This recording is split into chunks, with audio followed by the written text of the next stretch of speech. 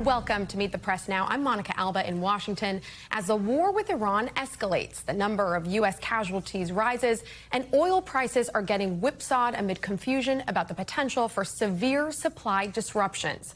It comes as Defense Secretary Hegseth, alongside the chair of the Joint Chiefs of Staff this morning, said U.S. military action is again ramping up. Today will be yet again our most intense day of strikes inside Iran. The most fighters, the most bombers, the most strikes. Intelligence more refined and better than ever. We're also now learning that, according to the Pentagon, approximately 140 U.S. service members have been wounded since the start of Operation Epic Fury. The number of casualties renewing questions about the administration's endgame as it sends mixed messages about the timeline for U.S. involvement. What I want your viewers to understand is this is only just the beginning. Mr. President, you've said the war is, quote, very complete, but your defense secretary says this is just the beginning. So which is it, and how long should Americans be prepared? Well, I think for you could this say war it to last both. for? It's the beginning. It's the beginning of building a new country. We could call it a tremendous success right now as we leave here. I could call it, or we could go further, and we're going to go further. He gets to control the throttle.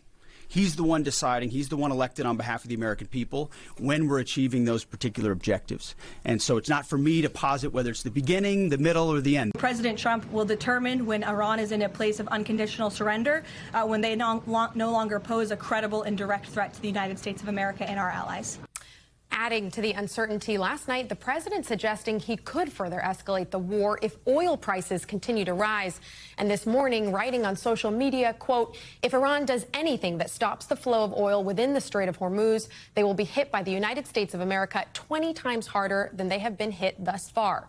He went on to threaten death, fire, and fury. Iran's Revolutionary Guard responding defiantly that it will, quote, not allow the export of even 1 liter of oil from the region until the U.S. and Israel stop the strikes. The competing claims about the war continue to roil the price of oil, which initially fell after Energy Secretary Wright posted a video today saying the U.S. Navy successfully escorted an oil tanker through the Strait of Hormuz, but moments later he deleted the post. White House Press Secretary Caroline Leavitt then clarifying there was no escort through the strait. I can confirm that the U.S. Navy has not escorted a tanker or a vessel at this time, though, of course, that's an option the president has said he will absolutely utilize if and when necessary at the appropriate time. Leavitt also vowing that oil and gas prices will drop rapidly once the U.S. mission is complete. Right now, the price of oil is roughly 25% higher than when the conflict began, and prices at the pump have gone up roughly 20% on average. Joining me now is NBC News Chief White House Correspondent Peter Alexander, NBC News Senior National Security Correspondent Courtney Kube, and NBC News Chief International Correspondent Keir Simmons. Thank you all for joining me. Peter, is it clear what the administration's end goal in Iran actually is? Did we get any more clarity on what that is from the White House today? You know, Monica, first, can I say I think you look good in that anchor chair there. But let me get to the headline out of this right now. And this is what I think was particularly striking. It's that we heard this idea of unconditional surrender. That was sort of the end point that President Trump wanted. But today, Caroline Leavitt, the president's press secretary, really redefined what that means, unconditional surrender. You played part of that soundbite, but it's worth repeating. She said President Trump will determine when Iran is basically in a position of surrender, which in effect gives him maximum flexibility to make a decision that the war should continue or it should end at any point that he so chooses. One of the questions has been, will the president be satisfied if the now deceased Ayatollah's son does serve as the next supreme leader, as Iran has announced within the last several days? And Caroline Leavitt was pressed on that very question by our colleague Garrett Haig. Take a listen. Is the ending of this war also contingent on Iran selecting a leader that the president finds acceptable? And if so, how is that not the definition of a regime change war? Look, as President Trump has blatantly and frankly stated, it's obviously within the best interest of the United States and the West to no longer have a radical terrorist in charge of Iran. We have objectives that we have laid out that the commander-in-chief wants to see achieved. When they are achieved, then it will ultimately be up to the president to end this operation. Okay, so I think you're not exactly addressing my question, though. Is that political objective also necessary for the president to decide to end this war? Look, again, I just told you the objectives of Operation Epic Fury. When those objectives are met, the president will dictate the end of these operations when he deems that Iran no longer poses a credible threat to the United States of America.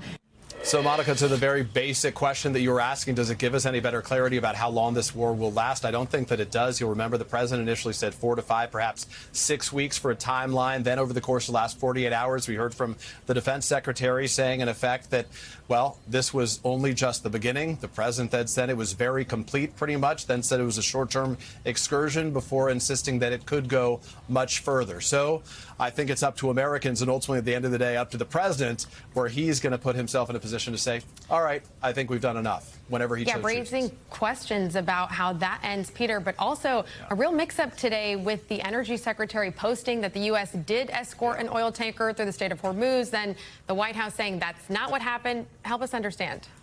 Well, I think we're trying to get a better understanding of it as we speak right now. This is significant, obviously. The Energy Secretary, Chris Wright, making the announcement, as he said very specifically, the U.S. Navy had successfully escorted an oil tanker through the Strait of Hormuz. That would be notable because, obviously, so much of the global markets as they relate to oil right now are concerned about the inability, the sort of chokehold on that critical passageway, just about 21 miles wide, controls about 1/5 of the world's oil that goes through there right now. And the president has made it very clear that he wants to see oil flowing smoothly through that. So the fact that this was posted made a lot of investors feel very good that there was progress, that it was quickly deleted. The White House then said that that is not the case. No oil tanker has been allowed through there. We're still trying to get answers why such a thing would have been posted if that weren't the case. And the president, you played one of his, or shared one of his posts from earlier. This is a post that he posted within the last hour or so. He said, among other things, if Iran has put out any mines in the Strait, in the Hormuz Strait, and we have no reports of them doing so, we want them removed immediately. If for any reason mines were placed, he says, and they are not removed forthwith, the military consequences to Iran will be at a level never seen before. Initially, he said that we might hit them 20 times as hard. Now they'll be a level never seen before. This is the president's sort of effort to continue those threats, and it's not entirely clear that it's getting him what he's looking for. So many fast-moving developments. Peter, thank you so much for all of that. Courtney, I want to turn to you now because we did hear Secretary Hexas say today it was going to be the most intense day of the war so far. Is it clear what he meant by that? Not really. I mean, you could figure out just based off of how the op-tempo, how this campaign has been unfolding, that there would be more potential aircraft in the air today than there have been over the last 9 or 10 days. And that's simply by virtue of the fact that the first couple of days they were taking longer range standoff strikes and taking out air defenses and things. And if you look at a map of Iran, you can actually trace from the west coast, the western side of the country, over further and further as the U.S. and Israel continue to push more towards the center. As they push towards the center, they're essentially clearing space to make it safer for manned aircraft to fly, meaning every day, theoretically, if they wanted to, if they have the ability, they could bring more aircraft in and conduct more strikes every single day, just because the skies are simply safer to do so. And as this stretches on, we are learning about significantly more U.S. casualties, it seems. So what do we know about these 140 service members so far that have been injured, according to the Pentagon? So we know that the majority have already been returned to duty, about 108 of them. There are still at least 8 who are seriously injured. That number was higher. It's gone down as some of them who were seriously have recovered more and are, potentially still injured, but not in a more potentially dangerous category. We don't know a whole lot about the 24 or so who are sort of in the middle there, other than we have to keep in mind that the majority of these injuries manifested from the strikes by Iran in the first 24 to 48 hours. That was when Iran really just pummeled the region with barrage after barrage of missiles and drones. There were probably people who had some sort of injuries then, like a traumatic brain injury, maybe a concussion, something that may not have immediately been evident to them, and they may be coming forward as the days unfold. So it's possible that we'll see even more injuries like this go forward, but it doesn't necessarily mean that there have been more attacks that have been successful against U.S. troops in the region. And that could continue to change, as you point out. We've been talking a lot about the strike on the elementary school in southern Iran on the first day of the war. I do want to play an exchange a reporter had with the president and what he had to say about it yesterday. Hi, Mr. President. You just suggested that Iran somehow got its hands on a Tomahawk and bombed its own elementary school on the first day of the war. But you're the only person in your government saying this. Even your defense secretary wouldn't say that when he was asked, standing over your shoulder on your plane on Saturday. Why are you the only person saying this? Because I just don't know enough about it. I think it's something that I was told is under investigation. But Tomahawks are used by others, as you know.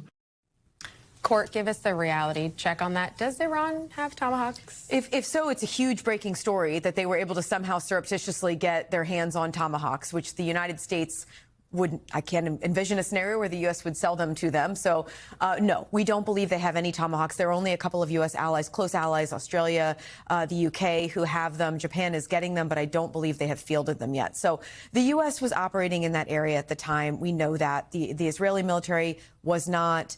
The reality is this is looking increasingly likely. Like this was a U.S. missile that landed on that school, killing all of those little kids. The real question now is, why? What happened? Was it bad targeting? Was it bad intelligence? Did they just have an old target set? Did the missile go off course? We don't know the answer to that. When asked, we continue to ask the question over and over, and all we're told is that it remains under investigation. But Monica, I just got to say, the U.S. military is able to look at satellite imagery, infrared, targeting, and they have to have a good sense of exactly what happened here already by now. And the president saying that whatever the outcome is, whatever the conclusion is, he says he can live with it, whatever it might be. Courtney Kube, thank you for your tireless reporting on this. Really appreciate it. And Keir, I want to turn to you now since you are in the Gulf region, and I want to read something that Senator Lindsey Graham, a staunch ally of the president and proponent of regime change in Iran, posted on social media yesterday. He wrote, "Hopefully, Gulf Cooperation Council countries will get more involved as this fight is in their backyard. If you are not willing to use your military now, when are you willing to use it?" Again, Keir, you are right there. You're in the region. Do any of these Gulf countries want to get dragged into the war?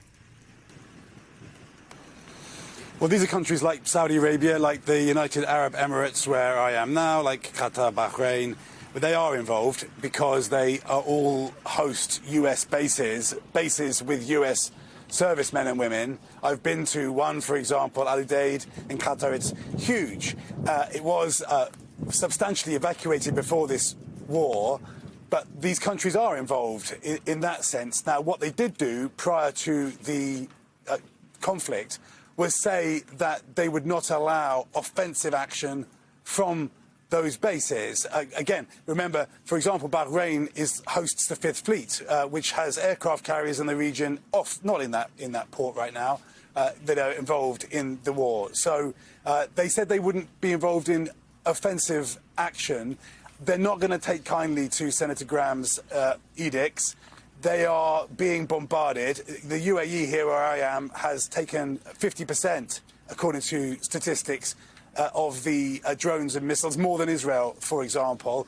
What these countries are doing is trying to figure out how to get over this, how to get out of this, and at the same time, it does look as if they are increasingly frustrated, angry with Iran, and are threatening themselves Iran. So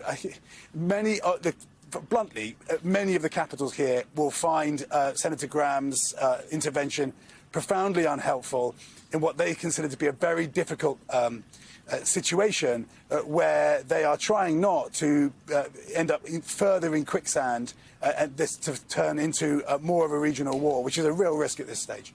Yeah, and also in the region there, Keir, of course, Israel is continuing with its military operations in Lebanon. What has the reaction been to that? And are the U.S. and Israel on the same page when it comes to the broad objectives in the region overall? It's a good question. It doesn't appear that they are. Certainly, President Trump himself has said that they have different ambitions, different objectives. And if you remember, at the beginning of the war, for example, that strike on Ayatollah Khamenei that killed Ayatollah Khamenei, it also killed a number of Iranian leaders, which President Trump has described as some of the people that they would have liked to perhaps have taken over. Then over the weekend, just gone, the Israelis struck the Iranian oil infrastructure, and that caused an enormous blaze, in one case, for example, in Tehran, lit up the night sky. I think that frustrated the US as well, and Senator Graham actually put out a post about the Israelis, suggesting that they should be not targeting the oil infrastructure, which the Trump administration was hoping to protect. Keir Simmons, thank you so much. Please continue to stay safe. We thank you for watching, and remember, stay updated on breaking news and top stories on the NBC News app or watch live on our YouTube channel.